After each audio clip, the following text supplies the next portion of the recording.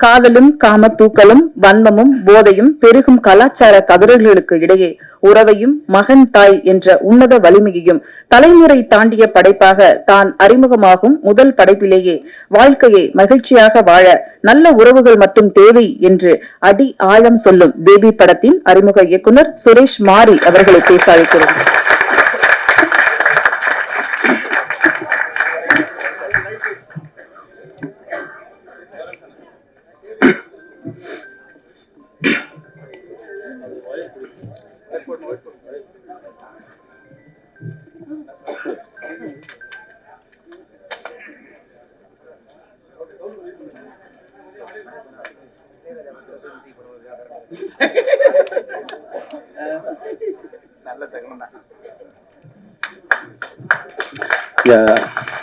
வந்திருக்கிற எல்லா மீடியா நண்பர்கள் எல்லாருக்குமே வணக்கம். ஃப்ரெண்ட்ஸு, ரிலேட்டிவ்ஸு எல்லாருக்குமே ரொம்ப ரொம்ப ரொம்ப நன்றி. ரொம்ப பதட்டமாகவும் இருக்குது, எமோஷனலாகவும் இருக்குது இங்கே நிற்கிறது. அப்புறம் இங்கே ஸ்டேஜில் இருக்கிற எல்லாருக்குமே இது இங்கே என்னை பற்றி பேசுனது, படத்தை பற்றி பேசுனது எல்லாருக்குமே ரொம்ப நன்றி. அப்புறம் வெங்கட் சார், அவர் வந்ததே ரொம்ப பெரிய சந்தோஷமான விஷயம்தான். வெங்கட் சார் கிட்ட வந்து நான் முதல்ல வந்து விஷ்ணுவரன் சார் கிட்ட வந்து பட்டியலில் போய் லாஸ்ட் அப்ரெண்டிஸாக போய் சேர்ந்தேன். நான் அங்கே அதை முடிச்சுட்டு அந்த படம் ரிலீஸ் ஆகிட்டு அதுக்கப்புறம் நான் வெளியில் வந்து ட்ரை பண்ணிட்டு இருக்கும்போது தான் ஃப்ரெண்டு அரவிந்த் ஆகாஷ் தான் வந்து வெங்கட் சார்கிட்ட என்னை கூப்பிட்டு போனான். அப்புறம் வெங்கட் சாரை பார்த்துட்டு உடனே பெருசாலாம் இது இல்லை, ஓகே ஜாயின் பண்ணுறேன் அப்படின்ட்டாரு. நானும் அந்த கூட்டத்தில் சேர்ந்துட்டேன். அதுக்கப்புறம் தான் வந்து அங்கே ஸ்ரீபதி, பிச்சுமணி, ரஞ்சித், செந்தில் இப்படி ஒரு டீம் வந்தது. செடி 28 அப்படிதான் நாங்கள் ஆரம்பித்தோம். அதில் அவள் வந்து தொடர்ந்து எனக்கு வந்து அது வரைக்கும் ரொம்ப கஷ்டம், தேடுதல், ஃபைனான்ஷியல் எல்லாமே. ஏன்னா எப்பயும் எனக்கு கல்யாணம் ஆகி 2 பசங்க, 31 வயசு இருக்கும் அப்போ நான் சினிமாக்குள்ள நுழையும் போது. அப்புறமா வெங்கட் சார் கிட்ட போனதுக்கு அப்புறமா எனக்கு எந்த பிரச்சனையுமே இல்லை. அது நிறைய பேர் வெளியில வந்து ரொம்ப கஷ்டப்பட்டு இருப்பாங்க, கரெக்டான வாய்ப்பு கிடைக்காது, கரெக்டான டைரக்டர் இருக்க மாட்டாங்க, அந்த மாதிரி. ஏன்னா வெங்கட் சார்கிட்ட போனதும் அவ்வளோ ஒரு சொகுசான ஒரு லைஃப், கஷ்டமே படத்தே இல்லை. ஆனா உண்மையா உழைச்சோம், அது மட்டும் கட்டாயமா நான் சொல்லுவேன். ஏன்னா ரொம்ப ரொம்ப டெடிக்கேட்டா நாங்க உழைச்சோம். சென்னை 28, சரோஜா, கோவா, மங்காத்தா, பிரியாணி வரைக்குமே வெங்கட் சார் கூட அப்படியே ட்ராவல் பண்ணிட்டே இருந்தேன். என்னைக்குமே ஒரு வார்த்தை கூட இந்த இவ்வளவு படங்கள்ல ஒரு வார்த்தை என்ன திட்டினதோ யாரையுமே வந்து இது பண்ணதோ கிடையாது. அவர்கிட்ட நான் அந்த பொறுமையை ரொம்ப நான் அவர்கிட்ட வந்து நான் கத்துக்கிட்டேன். அந்த ஏன்னா என்ன சொல்றாங்கல்ல பொறுமை, அதை நான் கத்துக்கிட்டது அவர்கிட்ட இருந்துதான். அவ்வளவு சூப்பரா அஜித் சாரையே வந்து ரொம்ப டென்ஷனா ரொம்ப பயங்கர கூலா, அவர் எவ்வளவு டென்ஷன்ல வந்தாலும் ஈஸியா போய் கட்டி பிடிச்சி அப்படியே சமாதானப்படுத்தி உடனே ஷாட் எடுத்துருவாரு. ஏன்னா மாசம் சம்பளம் ஒரு படத்துக்கும் அப்படியே ஏறிட்டே இருக்கும். சென்னை 28, சரோஜா, கோவா அப்படின்னு அப்படி போயிட்டே இருக்கும்போது நம்ம எதிர படம் பண்ண நல்ல சம்பளம் இருக்கு. சரி வெங்கட் சார் இருந்துருவோம் அப்படின்னு ஒரு முடிவு பண்ணிட்டு அப்படியே நான் படம் பண்ற யோசனையும் இல்லை, நான் ஸ்கிரிப்ட் ஒர்க்கும் பண்ணல, எதுவுமே பண்ணல, அப்படியே போயிட்டே இருந்தது லைஃப். அப்புறம் மங்காத்தாக்கு அப்புறம் தான் புது போஸ்டர்ஸ் எல்லாம் வந்து சேர ஆரம்பிச்சு வந்துட்டே இருக்காங்க, இருக்கிறவங்க எல்லாம் போயிட்டே இருக்காங்க. நம்ம மட்டும் நம்மளாம் ஒரு படம் பண்ணி கட்டாம வெளியே போனோம்ட்டு அப்ப ஃப்ரெண்ட்ஸ் கிட்ட எல்லாம் ஒரு ஸ்கிரிப்ட் சொல்லி அது ஓகே பண்ணி அந்த ஸ்கிரிப்ட் எல்லாம் ரெடி பண்ணி ஒன்னு அப்பதான் ஆரம்பிச்சிட்டு இருந்தேன். அதுக்கப்புறமா வெங்கட் சார் பிரியாணி படம் முடிச்சுட்டு வெளியில வந்துட்டேன். வெளில வந்து முயற்சி பண்ணி ட்ரை பண்ணிட்டு இருக்கும்போது ஒரு இடத்துல போய் கம்மிட் ஆனேன். அருணாச்சல் சார் அந்த கம்பெனில அங்க போயிட்டு அட்வான்ஸ் வாங்கிட்டு ஒரு 3 மாசம் அப்படியே போயிட்டு இருந்தது. அப்புறம் அங்கிருந்து ஒரு சூழ்நிலையால பஞ்சாப்பா அவர் கூப்பிட்டு கதையெல்லாம் கேட்டு முடிச்சுட்டு இந்த படம் தான் நீங்க முதல் படமா பண்ண போறீங்களா அப்படின்னாரு. ஆமாப்பா அதான் நான் எழுதி சுப்பண்ண கூட அட்வான்ஸ் கொடுத்துட்டு ஆஃபீஸ் போட்டாச்சு, 3 மாசம் போயிட்டு இருக்கு அப்படின்னு. இந்த படம் நீங்க முதல் படமா பண்ணாதீங்க, 2வது படமா பண்ணுங்க அப்படின்னாரு. உடனே சுப்பண்ண கூப்பிட்டு சுரேஷ் அப்பா இந்த மாதிரி சொல்லிட்டாரு, வேணா வெளில வர ட்ரை பண்ணுங்க. சரி நான் ஓகே நான் சொல்லிட்டு வெளில வந்துட்டேன். இந்த மாதிரி ஒரு 2-3 இடத்துல போயிட்டு அட்வான்ஸ் வாங்குறது, கம்மிட் வருது, உட்காருது, அப்புறம் வெளியில வந்துடும். எல்லாருக்கும் அந்த படம் பிடிச்சது, கதை பிடிச்சிருக்குனாங்க. அதுக்கப்புறம் ஏதோ காரணத்தால் நடக்காது. அப்படி போயிட்டு இருக்கும்போது தான் ரஞ்சித் கிட்ட வந்து கபாலில ஒர்க் பண்றதுக்கு வாய்ப்பு கிடைச்சது. ரஜினி சார் இருக்காரு, சரி நல்ல சம்பளம், சரின்னு போயிட்டு ஜாயின் பண்ணேன். ரஞ்சித் கிட்ட போயிட்டு சோமர்செட்ல ரூம் போட்டு அங்கதான் டிஸ்கஷன் போயிட்டு இருந்தது. அப்போ உள்ள போயிட்டேன். ஃபர்ஸ்ட் டைம் உள்ள போறாங்க. அங்க போனா அங்கதான் வந்து இந்த மொத்த ரஞ்சித்தோட டீமே எல்லாம் இருக்கிறாங்க உள்ள. அந்த அதிகன்னு, பார்த்திபனு, ஃபேமிலின்னு எல்லாருமே உள்ள இருக்காங்க. எல்லாத்தையும் என்ன ஒரு மாதிரி பாக்குறாங்க. சரி, நான் நேரம் என்ன பண்ணிட்டேன், உள்ள போயிட்டு ரஞ்சித் கூட போய் போய் வந்துட்டேன். ரஞ்சித்துக்கும் வந்து கொஞ்சம் பிரைவசி, நீ போய் அங்க போய் உட்காந்துன்னு சொல்றதுக்கு அவனுக்கு முடியல. வெளியில போனா இவனுக்கு ஒரு 6-7 பேர் இருக்கானுங்க. சரி, அவனுக்கு நம்மளுக்கும் வந்து பெருசா ஸ்கிரிப்ட்ல அப்படியே பயங்கரமா பூந்து விளையாடி ஐடியா கொடுக்குறாங்க. இதெல்லாம் அந்த அளவுக்குலாம் ஒன்றும் நாலேஜ் எல்லாம் கிடையாது. இது நல்லா இருக்கு, இது நல்லா இல்ல, இது வச்சுக்கலாம், இது வேணாம், இது ஒரு மாதிரியா இருக்கு, இந்த மாதிரி தான் நான் பேசுவேன். அப்புறம் ரஞ்சித் கூட ஒரு நாள் ஃபுல்லா உள்ள உட்காந்துட்டே இருந்தேன். வெளியே போனா எல்லாத்தையும் காண்டா பார்ப்பாங்க எல்லாரும். இதெல்லாம் வந்து கூட வந்துட்டா அப்படியே வந்து உள்ள வந்து உட்காந்துட்டாங்க அப்படின்ட்டு அப்படியே பார்த்துட்டே இருந்தாங்க. அதுக்கப்புறம் ஒரு கட்டத்துல வந்து எனக்கு தெரிஞ்சது, இல்ல தப்பு, அவன் டைரக்டர் என்னதான் பேசுறா, நம்ம போய் பக்கத்துல உட்காந்து இது சரி கிடையாது அப்படின்னு சொல்லிட்டு அப்புறமா சேரு இதெல்லாம் எடுத்து லேப்டாப்ல வெளியே வந்துட்டேன். அதுக்கப்புறம் தான் இவனுங்க கிட்ட பழகிற அந்த வாய்ப்பு. அப்புறம் அதாவது ரஞ்சித் கிட்ட இருக்கிறவங்க எப்படி சொல்லணும்னா, ஒருத்தன் பயங்கரமான ஒரு சோசியலிஸ்ட், ஒருத்தன் கம்யூனிஸ்ட்,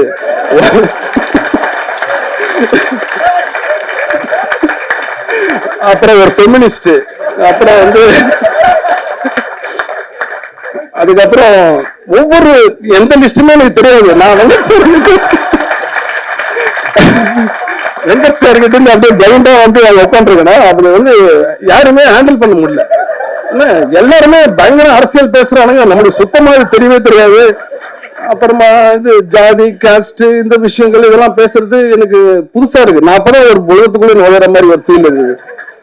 அப்புறமா இது அப்படியே பேச பேச அப்புறமா அவனுங்கிட்ட அப்புறம் நான் ரொம்ப நெருக்கமாயி அப்படியே பேச ஆரம்பிச்சதுக்கு அப்புறம் ஏமல உயிராயிட்டானுங்க, என்ன விடவே இல்லை. ஏன்னா ரொம்ப இறுக்கமானவங்க, நான் தான் ரொம்ப சிரிச்சு அவங்கள வந்து ஃப்ரீ பண்ண விட்டேன். என்னோட இறுக்கமா ரஞ்சித் இருந்தாப்புல. இப்போ ரஞ்சித்துக்கும் கொஞ்சம் ரிலாக்ஸ் அப்ப கிடைச்சிருக்கும்னு நினைக்கிறேன் என்னால. ஏன்னா இவங்க எல்லாருமே ரஞ்சித் கிட்ட வரும், நானே பாத்துக்கிட்டேன் எல்லாத்தையும் ஹேண்டில் பண்றது. அப்புறம் ரொம்ப உண்மையிலே வந்து எல்லாருமே ஒவ்வொருத்தரும் ஒரு யூனிக், அவனுக்கு எல்லாருமே ஒரு பயங்கரமான திறமைசாலிங்க தான். அவனோட கடுமையா உழைப்பானுங்க, ரொம்ப போராளிங்க மாதிரி உழைப்பானுங்க, அதுல எந்த டவுட்டுமே கிடையாது. அப்படிதான் கபாலி ஒர்க் பண்ணோம். கபாலி ஒர்க் பண்ண உடனே திருப்பி காலா ஆரம்பிச்சது. காலாலயம் போயிட்டு அப்படியே அதுலயும் கோராடிட்டு வந்தேன். அதுலயும் ரொம்ப நிறைய இயக்குநர்கள் வர ஆரம்பிச்சாங்க, எல்லாம் சந்திச்சோம், எல்லாம் இது பண்ணோம். தொடர்ச்சி அப்படிதான் ரஞ்சித் கூட அப்படி போச்சு. ரஞ்சித் வந்து என்னன்னா, சரோஜா படம் ஒர்க் பண்ணிட்டு இருக்கும்போது தொடர்ந்து ஒரு 60 நாள் நைட் ஷூட் போயிட்டே இருக்கும்போது எப்பேற்பட்டவங்களும் டயர்டாக, ஏற்கனவே எனக்கு ஒரு 30 வயசு அப்பயே. அதனால நைட் ஷூட்ல என்னைக்காவது ஒரு நாள் ஒரு ஓரமா உட்காந்தா போற பக்கத்துல கையை பிடிச்சி தரதான் எழுதிட்டு போயிட்டே இருப்பான். உட்காராத வா, நீ போல வேற பாருன்ட்டு. அந்த மாதிரி அன்னைக்கு கைது பிடிச்சி எழுதிட்டு போனோமே இன்னைக்கு வரைக்கும் கொண்டு வந்து விட்டுருக்காது. அது எனக்கு ரொம்ப சந்தோஷமா இருக்கு ரஞ்சித் கூட ஒர்க் பண்றது. ரஞ்சித் கம்பெனில நீலம் ப்ரொடக்ஷன்ஸ் இதுல வந்து இவ்வளவு ஒரு நம்பி இந்த கதைய முதல் தடவை நான் போய் இந்த லைனை ரஞ்சித் கிட்ட சொல்லும் போது காலாவோட ப்ரீவியஸ் அந்த டிஸ்கஷன் இருக்கும்போது சொன்னேன், ரொம்ப நல்லா இருக்குண்ணா, சூப்பரா இருக்கு, நீ இது ஒர்க் பண்ணு, நம்ம பண்ணலாம் அப்படின்னாப்புல. அதுக்கப்புறமா ஸ்கிரிப்ட் முடிச்சுட்டு எடுத்துட்டு போய் கொடுத்ததுக்கு அப்புறமா ஸ்கிரிப்ட் எல்லாம் படிச்சுட்டு இது நல்லா இருக்குண்ணா அப்படின்ட்டு அப்பதான் வந்து புதுசா கம்பெனி வந்தாங்க இங்க, விஸ்டாஸ் மீடியா இப்ப இருக்கிறது நீலம் ஸ்டுடியோஸ். ஃபர்ஸ்ட் முன்னாடி வேற பேர் இந்த மாறிடுச்சு. ஸோ அப்புறமா அந்த அதிதி ஆனந்த் கிட்ட வந்து போய் இந்த கதையை சொல்லு அப்படின்னும் போது இந்த இடத்துல வந்து ஜெனிக்கு நான் ரொம்ப தேங்க்ஸ் சொல்லி ஆகணும். ஏன்னா அவங்க வந்து பாம்பேலேருந்து வந்திருந்தாங்க. அவங்க ஒன்லி இங்கிலீஷு, நான் ஒன்லி தமிழ். அவங்க கிட்ட வந்து கதையை சொல்லணும். நான் இங்கிலீஷ் எனக்கு தெரிஞ்சு இங்கிலீஷ்ல கதையை சொன்னா சத்தியமா அவங்க ஓகே பண்ண மாட்டாங்க. அதுக்கப்புறம் ஜெனி தான் நடுவில் வந்து நான் ஜெனி கிட்ட தமிழ்ல சொல்ற அந்த சீனா இருக்கட்டும், அதுல இருக்கிற ஒரு காமெடி எதுவா இருந்தாலும் அப்படியே அது இங்கிலீஷ்ல டிரான்ஸ்லேட் பண்ணிட்டே இருக்கும். இதை கேட்டு அவங்க சிரிச்சுட்டு இருந்தாங்க. என்னடா அது இங்கிலீஷ்ல சொல்லி டிரான்ஸ்லேட் பண்றதே சிரிக்கிறாங்க அப்படின்ட்டு எனக்கு ஆச்சரியமா இருந்தது. அதுக்கப்புறமா அவங்க ஓகே பண்ணாங்க. அதுக்கப்புறமா தான் இந்த கதை நடந்தது, படமாச்சு எல்லாமே. அதான் ஆனந்த், அதான் அதித்தி ஆனந்துக்கு நான் ரொம்ப தேங்க்ஸ் சொல்லிக்கிறேன் இந்த இடத்துல, இந்த படத்தை ஓகே பண்ணதுக்கு. அதுக்கப்புறம் இந்த மாதிரி நிறைய இந்த படம் வந்து நீங்க ஏன் இந்த படத்தை வந்து தியேட்டர்ல பார்க்கணும் அப்படின்னா, இது வந்து என் குடும்பத்துல இருந்து என்னோட பெரியம்மாவுடைய வாழ்க்கையிலிருந்து எடுத்த ஒரு கதை. இந்த கதை எல்லார் வீட்லயுமே ஏகப்பட்ட பிரச்சனைகள், இப்ப இருக்கிற சூழ்நிலைகள். அம்மாவுக்கு என்னைக்காவது ஒரு நாள் நம்ம வந்து ஃபோன் பண்றோமா, பக்கத்துல இருக்காங்களா, இல்ல வந்து நேர்ல போய் பார்த்துட்டு வரோமா, இல்ல ஊர்ல இருந்தா ஒரு ஃபோன் பண்ணி சாப்பிட்டியாமான்னு ஒரு வார்த்தை கேட்கறோமா, இல்ல வாரத்துல ஒரு நாள், மாசத்துல ஒரு நாள்ன்றது சத்தியமா நம்ம மனசுல கழிச்சு பார்த்தீங்கன்னா கட்டமா இருக்காது. அப்படிதான் நான் நினைக்கிறேன். ஏன்னா நானே எங்க அம்மா கிட்ட நானே வந்து பேசுறதே வாரத்துல எங்கேயாவது ஒரு நாள் தான். அப்படிதான் திடீர்னு போய் பார்த்துட்டு பேசுற மாதிரி இருக்கு. டெய்லியெல்லாம் ஃபோன் பண்ணியும் பேச முடியல, நம்ம கதையில சொல்ற மாதிரி. ஆனா இந்த படம் ஏன் அப்படி பார்க்கணும் அப்படின்னா, இது அம்மா எவ்வளவு ஒரு முக்கியமானவங்க. அம்மா எப்படி நம்ம ரொம்ப அசால்ட்டா கடந்து போறோம், ரொம்ப வந்து சாதாரணமா வந்து ரொம்ப அவங்களை கேரே பண்ணாம, மதிக்காம, ஏமா இது கூட பேச தெரியாதா, இங்க ஏன் நின்று தேவையில்லாம ஏமா விளையாடலாம் பேசிட்டு இருக்கு, இப்படிலாம் நம்ம அவங்களை வந்து திட்டி கடந்து போயிட்டே இருக்கிறோம். ஆனா அது எவ்வளவு ஒரு முக்கியமான ஒரு உயிர்ன்றது வந்து இந்த படம் பார்த்தீங்கன்னா உங்களுக்கு கட்டாயமா அது வந்து புரியும். உங்களுக்கு இந்த படம் வந்து இப்ப நீங்க சிரிச்சா மாதிரி உங்களை பயங்கரமா சிரிக்க வைக்கும், அதே போல உங்களை வந்து யோசிக்க வைக்கும், அழ வைக்கும், எல்லாமே பண்ணும் இந்த படம். ஏன்னா இது என்ன சொல்றேன்னா, வெங்கட் சார் பாதி, ரஞ்சித் பாதி, அந்த மாதிரிதான் இந்த படம் நினைக்கிறேன். ஏன்னா அவ்வளவு என்டர்டைன்மெண்ட் இருக்கும் இந்த படத்துக்குள்ள. இவங்க 2 பேர்கிட்டயுமே இருந்து நான் ரஞ்சித் கிட்டே அதான் கத்துக்கிட்டேன். ரஞ்சித்தும் வந்து ஸ்பாட்ல எங்கேயுமே வந்து ஒருத்தரை இது வரைக்கும் ஒரு நாள் திட்டினது கிடையாது. அவனுக்குள்ளேதான் அந்த கோபமும் கஷ்டமும் ஏதாவது இருக்குமே கண்டி யாருமே ஒரு வார்த்தை அவர் சொல்லி எதுவுமே பண்ணது கிடையாது. அதுக்கப்புறமா நிறைய டைம் எடுத்துக்கிறேன்னா இல்ல பேசலாமான்னு தெரியல எனக்கு. இப்ப இந்த படத்துக்குள்ள டெக்னீஷியனா வந்து உள்ள வந்து ஒவ்வொருத்தருமே ஃபர்ஸ்ட் வந்து எடிட்டர் சண்முக சார் கட்டாயமா அவரை சொல்லணும். என்னன்னா அவர் வந்து குக்கு, ஜோக்கரு, இந்த மாதிரி படங்கள்லாம் பண்ணிட்டு அவர் கொஞ்சம் உடல் சரியில்லாம இது வந்துட்டு அப்புறம் தான் திரும்பி வராரு. நண்பர் மூலியமா எனக்கு அறிமுகமானாரு. இந்த 3 படமும் எனக்கு ரொம்ப பிடிச்ச படம். அப்பயே முடிவு பண்ணிட்டு கூட ஒர்க் பண்ணலாம் அப்படின்னு சொல்லிட்டு முதல் நாள் 2 நாள் ஷூட்டிங் கட் பண்ணி சீன்ஸ் காமிச்சாரு. எனக்கு ரொம்ப தைரியம் கொடுத்துட்டே இருந்தாரு. சார் நீங்க கரெக்டா தான் பண்றீங்க, கரெக்டா ஒர்க் அவுட் ஆகுது, இது ஓகே தான் அப்படின்னாரு. ஆனா எனக்கு பயம் வந்துகிட்டே இருந்தது. கரெக்டா 2-3 நாள் கழிச்சு ஒரு பிரேக் வந்தது ஒரு நாள். அப்ப எல்லாத்தையும் எடுத்துட்டு தூக்கிட்டு ஓட்டு போய் ரஞ்சித் மேல போய் காமிப்போம் சார் சொல்லிட்டேன் அப்படின்னு சொல்லிட்டு ரஞ்சித் போய் கூட்டு போய் காமிச்சேன். ரஞ்சித் பார்த்துட்டு கரெக்டா தானே இருக்கு, நல்லா தான் எடுத்துட்டு இருக்க, அதெல்லாம் எதுவும் யோசிக்காத, நீ பண்ணுவாரு. ஏன்னா முதல்ல நம்ம நம்பி ஒரு பெரிய பொறுப்பு கொடுத்துருக்காங்க, பயம் இருக்கு, இது கரெக்டா கொண்டு போய் சேர்க்கணும், கரெக்டா எடுக்கணும், வாய்ப்பு கொடுத்து அது சரியா பயன்படுத்தாம போயிட்டோம்னா அது பெரிய தவறாயிடும். ஏன்னா 1 லட்சம் 2 லட்சம் கிடையாது, பல கோடிகள் போட்டு நம்ம படம் பண்றோம். அந்த பயம் எனக்கு ரொம்ப கொடுத்துட்டே இருந்தது. அதுல எடிட்டர் வந்து ரொம்ப எனக்கு பெரிய சப்போர்ட் பண்ணாரு.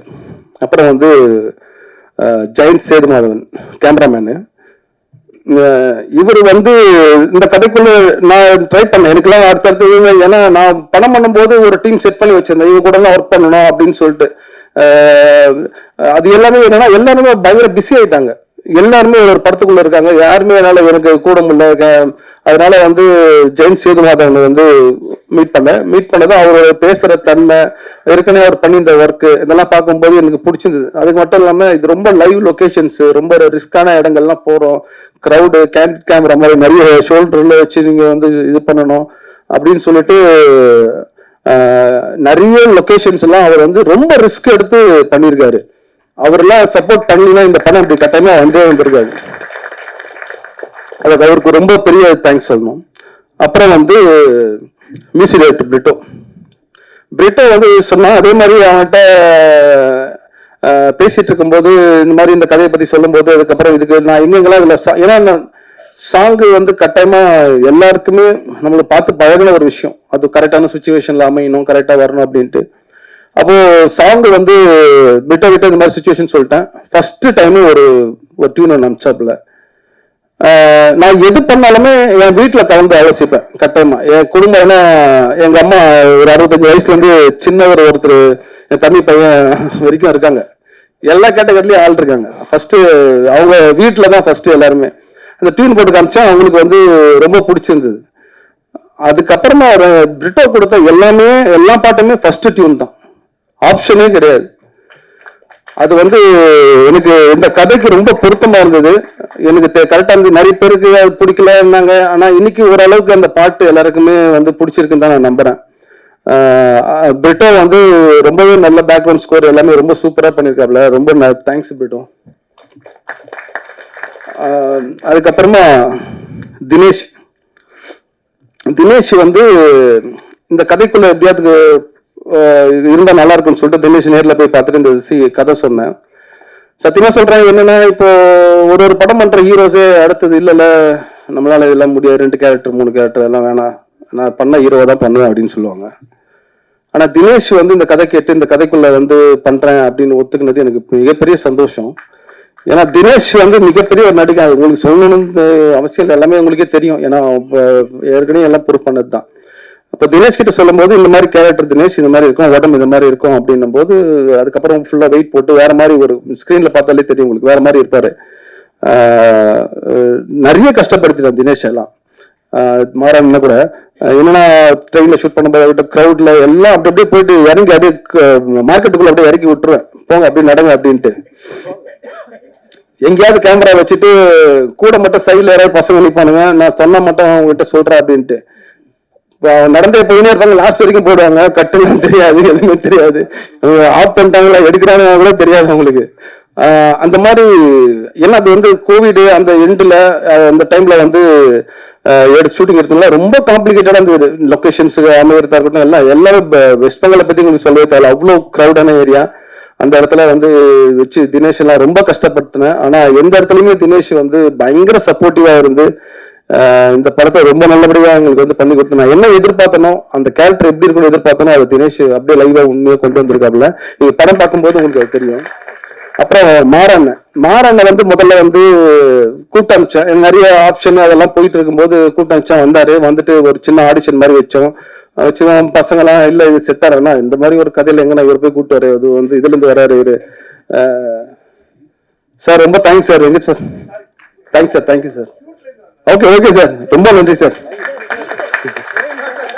சார் சார் ஒரு டீசர் மட்டும் ரிலீஸ் பண்ணிட்டு போயிடலாம் வாங்க. நான் கொஞ்சம் டைம் எடுத்துக்கிறேன். இல்ல சார் பரவாயில்ல வாங்க. சார் சண்முகம் சார் வாங்க வாங்க. டீசரை வெங்கட் பிரபு அவர்கள் வெளியிட பாரஞ்சித் அவர்கள் பெற்றுக் கொள்வார்கள்.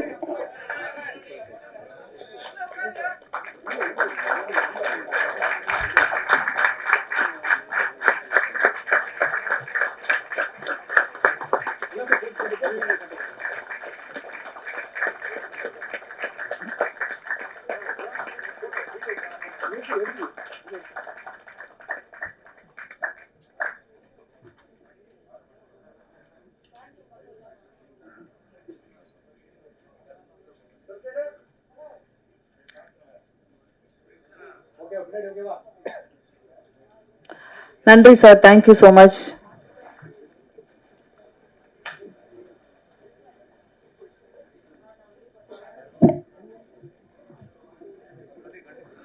Thank you sir. பேசுறீங்க.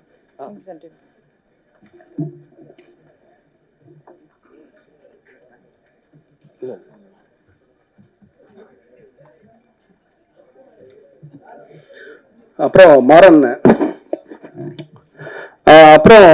மாறண்ண வந்துட்டு நான் எனக்கு அவருக்கு கரெக்டா இருந்தது, இந்த கேரக்டர் அவர் பண்ணா நல்லா இருக்கும்னு தோணுச்சு. ஏன்னா ரியல் கேரக்டருக்கு அப்படியே கரெக்டா ஒத்து போயிருந்தாரு. அதுக்கப்புறமா என்ன ஆச்சு, திடீர்னு வந்து வேற படத்துல கமிட் ஆயிருக்கேன், எனக்கு இல்ல சார் சாரி சார் தப்பா எடுத்துக்காதீங்க அப்படி இப்படின்னு சொல்லிட்டு ஃபோன் பண்ணதும் எனக்கு பயங்கர அப்செட் ஆயிடுச்சு. என்னடா அது இவ்வளவு தூரத்துக்கு நம்ம இது பண்ணி படம் பண்ண முடியாது போயிடுச்சுன்னு சொல்லிட்டு அப்புறம் கூத்துப்பட்டில இருந்து ஒருத்தர் தயான்னு சொல்லிட்டு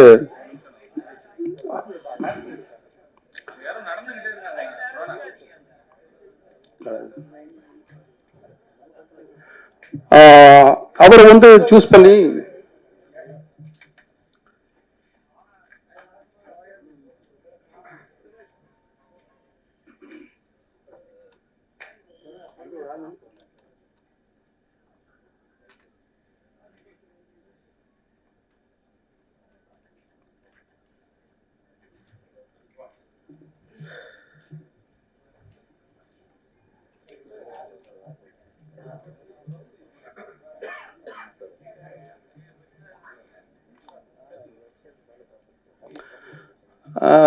அதுக்கப்புறம் அவரு இன்னொருத்தர் தயால்ன்ற அவரை கூப்பிட்டு வச்சு ஆடிஷன் போயிட்டு அப்புறமா சின்னதா அவர் கூட வந்து ரிஹர்சல் அப்படியே போயிட்டு இருந்தது. அப்புறம் திடீர்னு ஒரு நாள் ஃபோனு மாறண்ண கிட்ட இருந்து, இந்த மாதிரி சார் அது கேன்சல் ஆயிடுச்சு, நான் வந்து இந்த படத்துல பண்றேன் சார் அப்படின்னதும் எனக்கு ரொம்ப சந்தோஷமா இருந்தது. அப்புறமா அந்த அவர் தயால் கிட்ட வந்து ரொம்ப சாரி சொல்லி எக்ஸ்கியூஸ் பண்ணி, நான் எதிர்பார்த்த மாதிரி இருக்காங்க சார், நான் சாரி தப்பா எடுத்துக்காதீங்க அப்படின்னு சொல்லிட்டு அப்புறமா அவர் வெயிட் பண்ணிட்டு மாறண்ண உள்ள கூப்பிட்டேன்.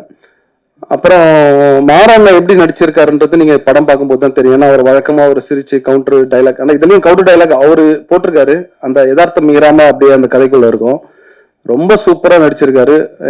ஒரு பெர்ஃபார்மன்ஸ் ஒரு சீன்ல வந்து தினேஷும் மாறனும் 2 பேரோட பெர்ஃபார்மன்ஸை பார்த்துட்டு அன்னைக்கு ரொம்ப கண் கலங்கிட்டேன் நான். அந்த அளவுக்கு ஒரு சூப்பரா வந்து இந்த படத்துக்கு மாறண்ண வந்து அவரை விட்டா வேற யாருமே ஆப்டா இருந்திருக்க மாட்டாங்க இந்த கேரக்டர். அவ்வளவு சூப்பரா வந்து மாறண்ண பண்ணியிருக்காரு. அப்புறம் ஊர்வசி அம்மா, அதாவது கதை எழுதி முடிச்சுட்டு ரஞ்சித் கிட்ட போய் சொல்லி எல்லாம் ஓகே ஆனதுக்கு அப்புறமா இப்ப எழுதுற வரைக்கும் எனக்கு யாருமே ஐடியா இல்லை. ஏன்னா ரியல் கேரக்டர்ன்றதுனால நான் அதை எழுதி முடிச்சிட்டோம். ஃபர்ஸ்ட் ஆப்ஷனே வந்து ஊர்வசி அம்மா தான். ஒரு வேலை இல்லை, என்னால பண்ண முடியாது, வாய்ப்பு இல்லை அப்படின்னு சொல்லிட்டாங்கன்னா ராதிகா மேடம் கிட்ட போகலாம் அப்படின்னு ஒரு ஐடியா என்கிட்ட இருந்தது. முதல் தடவை போயிட்டு ஊர்வசி அம்மா கிட்ட போயிட்டு பார்த்துட்டு இந்த மாதிரி இந்த கதையை சொன்னதும் அவங்களுக்கு ரொம்ப அந்த கேரக்டர் பிடிச்சிருந்தது. அதுக்கப்புறமா யோசிச்சாங்க. அதை ஒரு கண்டிஷன் சொன்னாங்க, இதெல்லாம் வந்து இல்லை நான் பாட்டியெல்லாம் பண்றது கஷ்டம், என் பசங்கெல்லாம் என்ன கேள்வி கேட்பாங்க, ஸ்கூல்லலாம் இதுவாக இருக்கா அப்படின்னாங்க. எனக்கு இந்த கேரக்டர் இவங்களை விட்டா வேற யாருமே பண்ண முடியாதுன்றது எனக்கு ரொம்ப கான்ஃபிடண்டா இருந்தது. ஏன்னா ஒரு விஷயமா நானே சின்ன வயசுல இருந்து நான் வந்தனை முடிச்சிலேருந்து நான் பார்த்து வளர்ந்துட்டு இருக்கிறேன். அவங்க என்னென்ன படங்கள் பண்ணிட்டு இருக்காங்க, அவங்களோட பெர்ஃபார்மன்ஸ் இன்னைக்கு டிவியில போட்ட எல்லாரும் வீட்டுலயே எல்லாரும் உட்காந்து சிரிச்சிட்டு இருப்போம், அந்த மாதிரி இருக்கும். எப்படியாவது இவங்க பண்ணாதான் கரெக்டா இருக்கும். இந்த கேரக்டர் அவங்க சொன்ன மாதிரி ஒரு மாதிரி ஸ்விங் ஆகிட்டே இருக்கும். ஒரு நிமிஷம் இப்படி இருக்க, திடீர்னு முறைப்பாங்க, திடீர்னு திட்டுவாங்க, திடீர்னு கத்துவாங்க, திடீர்னு அடிக்க கூட செய்வாங்க, திடீர்னு ரொம்ப அன்பா பேசுவாங்க, திடீர்னு வந்து சாப்பாடை ஊட்டி விடுவாங்க. இந்த மாதிரி ஒரு கேரக்டர் அது இவங்க பண்ணாதான் ரொம்ப சரியா இருக்கும் அப்படின்னு சொல்லிட்டு அதுக்கப்புறமா அம்மாட்ட எப்படியாவது பெர்மிஷன் சொல்லி கிளின்னு ஏதோ கேட்டுக்கிட்டு அவங்க ஒத்துக்கிட்டாங்க. ஒத்துக்கிட்டு முதல் நாள் ஷூட்டிங் வந்தாங்க. அதுக்கு முன்னாடி 2-3 நாள் நாங்கள் ஷூட்டிங் எடுத்தோம். ஃபர்ஸ்ட் நாள் வந்ததுன்னு ரோட்ல இறங்கி நடக்க விட்டேன். நான் இங்கேயும் நடந்து அந்த லாஸ்ட்டுக்கு போறாங்க, இந்த லாஸ்ட்டுக்கு நடந்து போறாங்க, அப்படி முறைச்சிட்டே வாங்க, அந்த பைய எடுத்துருவாங்க, காலுக்கு ஒரு ஷாட்டு, தலைக்கு அப்படி இப்படின்னு சொல்லி எடுத்துட்டு இருக்கோம். என்னப்பா கூட்டு வந்துட்டு இந்த மாதிரி அங்கங்க ரோடோட நடக்க விடுறீங்கன்ட்டு. அது நீங்க சாங்கல பார்க்கும்போது இதுல தெரிஞ்சிருக்கும் டீசர்ல.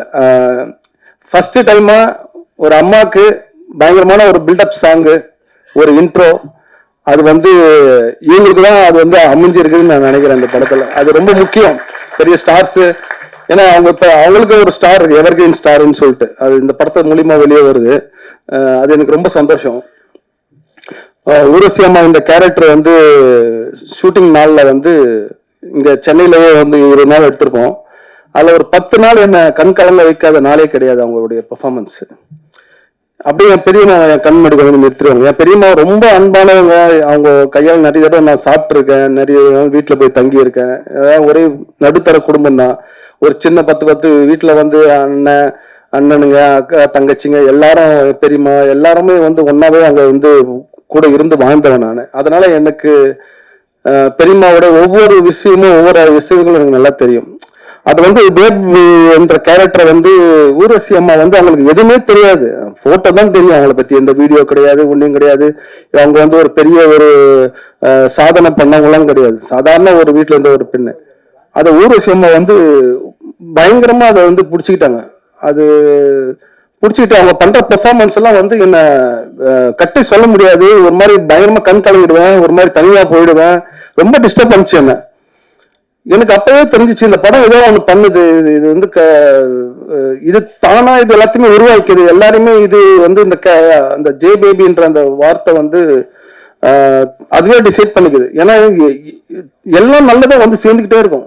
எனக்கே ஆச்சரியமா இருக்கும். ஒரு இடத்துல ஷூட்டிங் போனா திடீர்னு லொகேஷன் கிடைக்காது, அது ஏதோ பிரச்சனை இல்லை. ஆனா அதை விட ஒரு சூப்பர் லொகேஷனா வேற ஒன்று கிடைக்கும். இங்க பர்மிஷன் இல்லாம, அதுக்கப்புறம் பார்த்தா அதை விட ஒரு இடம் பெட்டரான ஒரு பெர்மிஷன் ஒரு கிடைக்கும். டேட் இல்லைன்னா அது டக்குன்னு அதுவே ஆர்கனைஸ் ஆகும். இதே ஒன்று அது கையை பிடிச்சி இழுத்துட்டு போயிட்டே இருக்கும். எனக்கு இந்த படம் அப்படிதான் பண்ணுச்சு. இப்போ ஊர்வசி அம்மாவோட பெர்ஃபார்மன்ஸை வந்து நீங்க ஸ்கிரீன்ல பாப்பீங்க. நீங்க சத்தியமா வந்து இந்த படம் ஊர்வசி அம்மாவோட லைஃப்ல மிக முக்கியமான ஒரு படமா இருக்கும். நீங்க அதை கொண்டாடுவீங்க அப்படின்னு நான் ரொம்ப நம்புறேன் இந்த படத்தை. அப்புறம் இந்த படம் வர்றதுக்கு மிக முக்கிய காரணம் மூர்த்தி சார், இந்த மிலிட்ரி மேன். அவர் இல்லைன்னா எனக்கு இந்த படம் கட்டாயமா கிடையாது. ஏன்னா ஒரு முக்கியமான கேரக்டர் இந்த படத்துல அவர் பண்ணியிருக்காரு. நீங்க அந்த படம் பார்க்கும்போது நீங்க எல்லாருமே அதை ஒத்துப்பீங்கன்னு நான் நம்புறேன். அதுக்கப்புறமா சின்ன, அதாவது மெலடி வந்து அதே போலதான். அதையும் வந்து ஃபர்ஸ்ட் ஆடிஷன் பண்ணும்போது எல்லாருக்குமே வந்து இதுக்கு செட் ஆகுமா அப்படி இப்படின்னு சொல்லிட்டு இருந்தாங்க. ஆனா மெலடி பண்ணியிருக்க பெர்ஃபார்மன்ஸ் இந்த படத்துல வந்து நீங்க அவுட்ஸ்டாண்டிங்கா இருக்கும். நான் அது வந்து அவ்வளவு சூப்பரா பண்ணியிருக்கு. சபிதா, இஸ்மத் பானு எல்லாருமே வந்து ரொம்ப சூப்பரா பண்ணியிருக்காங்க. அப்புறமா சேகர் எல்லாருமே ரொம்ப நல்லா பண்ணியிருக்காங்க. அப்புறமா ராம், ஆர்டர் ராம் சொன்ன மாதிரி எல்லா இடத்துலயுமே வந்து பாத்தீங்கன்னா எதுவுமே வந்து நாங்க செட்டு கிட்ட எல்லாம் எதுவுமே போடல. நிஜமா வாழ்ந்துட்டு இருக்கிற வீட்டுக்குள்ள போய் அப்படியே போய் ஷூட் பண்ணிட்டு வந்தோம். அங்கேயே கேமரா வச்சு எந்த ஒரு இதுவுமே பண்ணல. ரொம்ப லைவ், அங்க என்ன தேவையோ அதை மட்டுமே நாங்க வந்து தேவையானதெல்லாம் மட்டும் வச்சுட்டு, இது ஒரு பீரியட் மூவியோ இல்ல எதுவுமே கிடையாது. கரண்ட்ல அப்படியே நடக்கிற விஷயங்கள் அப்படியே இது பண்ணோம். ரொம்ப சூப்பரா எனக்கு வந்து ராம் கூடவே இருந்து எல்லாம் எனக்கு பண்ணி கொடுத்தாப்புல. தேங்க்ஸ் ராம். அப்புறம் ஏகா வந்து என்ன, இது வந்து ஒரு பிளாஷ்பேக் போர்ஷனும் இருக்கு. அதுக்கெல்லாம் வந்து சத்தியமா நான் வந்து ரொம்ப ஆச்சரியப்பட்டது என்னன்னா, எங்க பெரியம்மா நான் என்ன மாதிரி சேரீ எல்லாம் பார்த்தனோ அதை அப்படியே ஸ்கிரீன்ல கொண்டு வந்து கொடுத்தான். அது கோ இன்சிடென்டா அது என்னன்னு தெரியல. நிஜமாலுமே நான் அப்படியே நான் மறந்துட்டேன். அவ்வளோ ஒரு கரெக்டா வந்து அமைஞ்சுது. நான் ஊர்வசி அம்மாக்கு அவங்க கூட்ட வரும்போது எனக்கு அவ்வளோ ஆச்சரியமா இருக்கும். ஏகாக்கு ரொம்ப ரொம்ப தேங்க்ஸ். அப்புறமா தான் சின்ன சின்ன கேரக்டரா நிறைய பேர் பண்ணியிருக்காங்க. கீழே நிறைய பேர் உட்காந்துருக்காங்க. இது படத்துல சின்ன குழந்தையில இருந்து நிறைய எல்லாருமே ரொம்ப நல்லா நடிச்சிருக்காங்க. எல்லாருக்குமே நான் ரொம்ப நன்றி சொல்லிக்கிறேன். யாராவது பேர் மறந்துட்டேன்னா பிரதூல், டிசைனர் பிரதூல், அப்புறமா சப்டைட்டில் இப்போ ஒர்க் பண்ண விக்ரம், அதுக்கப்புறமா வந்து சிவகுமார் சார், ஃபைனல் மிக்சிங் பண்ண சிவகுமார் சார், ரூபன் வரலன்னு நினைக்கிறேன், சவுண்டிங்கு பிஸியா இருக்காப்புல, தங்களால தான் பிஸியா இருக்கான்னு நினைக்கிறேன். அதுக்கப்புறமா இந்த மாதிரி டெக்னீஷியன்ஸா ரொம்ப பாரி இங்க ஒரு டப்பிங், பாரி இல்லைன்னா மூர்த்தி சார் எல்லாம் டப்பிங்கே பேசியிருக்க மாட்டாரு. அது ரொம்ப நன்றி பாரிக்கு. அதுக்கப்புறம் என்னோட அசிஸ்டன்ட் டைரக்டர், உண்மையிலே வந்து எனக்கு ரொம்ப சந்தோஷம். என்னன்னா பெருமையா பேசிப்பேன். என்னன்னா எனக்கு முன்னாடி 2 பேர் படம் பண்ணிட்டானுங்க அசிஸ்டன்ட் டைரக்டர். ஒருத்தர் ரஞ்சித் அசிஸ்டன்ட் பண்ணுவான், ஆனா இல்ல என் அசிஸ்டன்ட் தான் நான் சொல்லுவேன். தினகர் பாட்டில் ராதா அப்படின்னு சொல்லிட்டு படம் பண்ணிட்டான். அப்புறமா வந்து மைக்கிள், அவனை வந்து படம் பண்ணிட்டான், அதுவும் வரப்போகுது. அப்புறமா செந்தில் கிளம்பிட்டான்னு நினைக்கிறேன். அவனும் வந்து இதுல வந்து ஒர்க் பண்ண வெங்கட் சார் அசிஸ்டன்ட் வந்து அப்படியே இங்கேயே வந்து ஒர்க் பண்ண, இப்ப விஜய் சார் படத்துல ஒர்க் பண்றான். அதுக்கப்புறமா வந்து ஜெசி, அதுக்கப்புறம் ரவிவர்மா, அப்புறம் சத்யா, அப்புறமா வந்து ஸ்ரீதர், இவங்க எல்லாமே வந்து பயங்கர சப்போர்ட்டிவா எனக்கு கூட இருந்தாங்க. தினகர், மைக்கெல்லாம் வந்து இந்த ஆடிஷன் டைம்ல, இந்த ரிஹர்சல் டைம்லலாம் தினகர் தான் காஸ்டிங். அவன்லாம் வந்து எல்லாருமே கொண்டு வந்தது இல்லை காஸ்டிங்கா. அது வந்து ரொம்ப சூப்பரா அமைஞ்சது. இந்த கேரக்டர் எல்லாருமே சின்ன வயசு கேரக்டர் இருக்கும் குழந்தைங்க. நீங்க அதை படத்துல பார்க்கும்போது தெரியும், ஒரே முகமாவே இருக்கும். எல்லாமே வளர்ந்து அப்படிதான் இருப்பான் அப்படின்ற மாதிரி. அதெல்லாம் ரொம்ப அமைத்து ரொம்ப கஷ்டம் தான். அதெல்லாம் நடந்தது. அதுக்கப்புறமா வந்து மைக்கில் வந்து ரிஹர்சல் பண்ணது வந்து ரொம்ப சப்போர்ட்டிவா, ஸ்கிரிப்ட்லயுமே எனக்கு பயங்கரமா ஹெல்ப் பண்ணாப்புல. அப்புறம் இன்னொரு விஷயம் என்ன, இந்த ஸ்கிரிப்ட் நான் எழுதுங்க எனக்குள்ளே நான் வச்சுக்கவே இல்லை.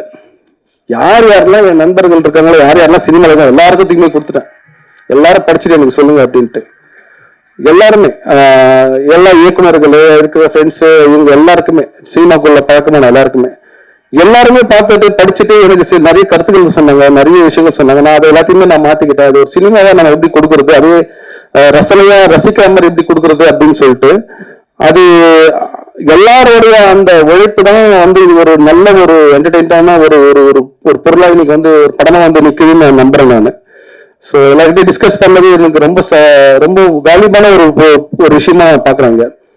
அதுக்கப்புறம் மேனேஜர்ஸ் டீமு, சிவகுமார் அண்ணா, முருகன், இவங்கெல்லாம் வந்து பயங்கர கடுமையா எனக்கு வந்து உழைச்சி எனக்கு வந்து ரொம்ப எந்த பிரச்சனையும் இல்லாம பார்த்துக்கிட்டாங்க. அப்புறமா சஞ்சய் மேனேஜர் சைடில் சஞ்சய் என்னோட தம்பி தான். எனக்கு ரொம்ப பெரிய சப்போர்ட்டாக இருந்தான். ஏன்னா அந்த ஸ்பாட்டில் ஆனால் தம்பி இருந்தாங்க, ஆனால் வந்து ரஞ்சித் சைடு தான். ஏன்னா எல்லா இடத்துலையும் எனக்கு தலையில தட்டாத மாதிரி ஒன்று சொல்லிட்டே இருப்பான். இது தேவையில்ல, இது தேவை, செலவெல்லாம் பண்ண, இது வேணாம், அது வேணாம், இதுக்கு ஓகே, தேவைலாம் யூஸ் பண்ணு, இல்லைன்னா வேணாம், அங்கே பாரு, இது தேவையெல்லாம் வந்து வெயிட் பண்ணுது, இது அனுப்பிச்சு விடு,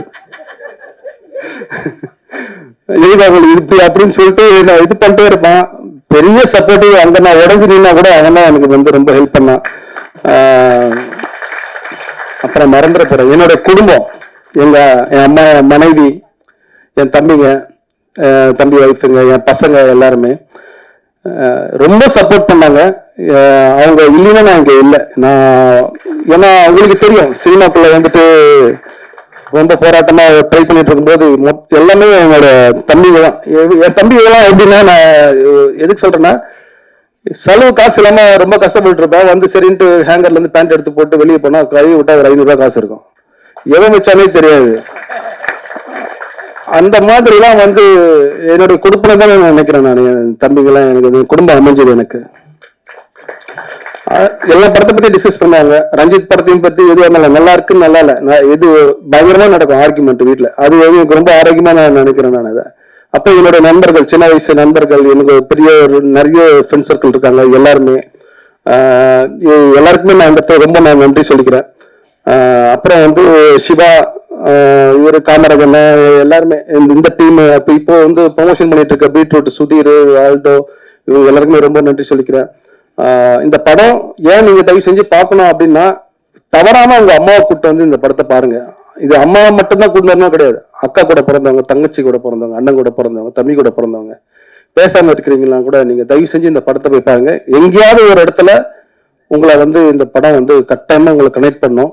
படம் பார்த்துட்டு வெளியில வந்தீங்கன்னா கட்டாயமா அம்மாவுக்கு போன் எடுத்து எப்படிமா இருக்க, சாப்பிட்டியான்னு ஒரு வார்த்தை நீங்க கட்டாயமா கேட்பீங்க. அப்படின்றது இந்த படம் கட்டாயமா உங்களை செய்யும் நான் நம்புறேன். இதை தாண்டி வேற யாராவது நான் விட்டுருந்தா கட்டாயமா அது கவனிக்காம மறந்தா விட்டுருப்பேனே தவிர அப்படி ஒரு இது கிடையாது. தயவு செஞ்சு அப்படி தப்பா நினைச்சுக்காதீங்க. ரொம்ப நன்றி, ரொம்ப ரொம்ப நன்றி. இவ்வளவு நேரம் வச்சு பேச வச்சு ரொம்ப தேங்க்ஸ்.